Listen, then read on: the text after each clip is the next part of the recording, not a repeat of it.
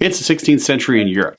The Queen of Scotland has returned from France, and talks have picked up as to who the successor to the throne of England will be once Queen Elizabeth dies. The new ruler could unite the countries of Scotland and England under one ruler. However, tensions rise based on mostly religious reasons, and they struggle to come to an agreement. So does Mary, Queen of Scots, deliver a dramatic and historically appropriate look at a struggle for the throne? Or would this film felt more believable if everyone was running around, clacking coconuts together, pretending to ride horses through the countryside? Let's talk about it in this review.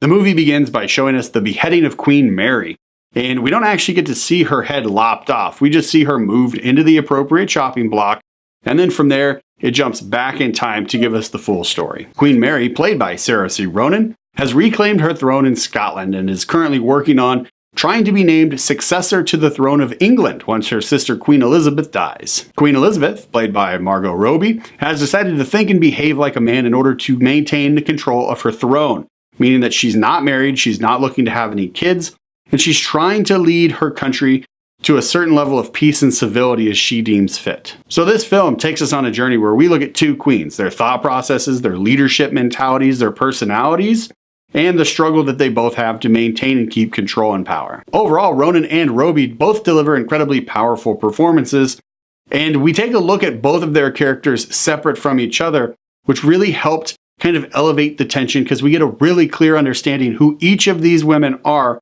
separate from each other, so that when they do finally meet towards the end of the film, that whole tension in that scene is really elevated because of how well we know these two women. Now, that meeting that takes place towards the end of the film between both of these queens, this isn't a very long scene, but it is of the utmost importance to the story because what happens after that scene concludes is basically where we pick up when we first started the film. And again, overall, I thought Margot Robbie and Saoirse Ronan did a great job in their roles. However, my big criticism of this film was the beginning/ending.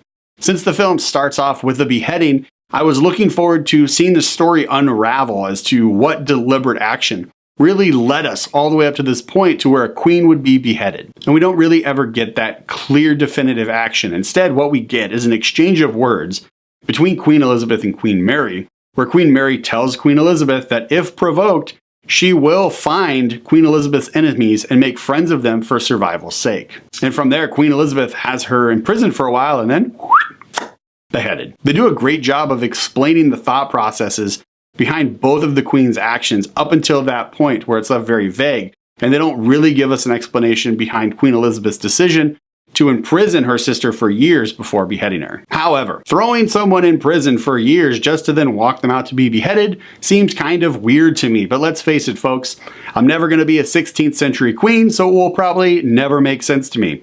And more importantly, and more appropriately, I'll never be a 16th century king either.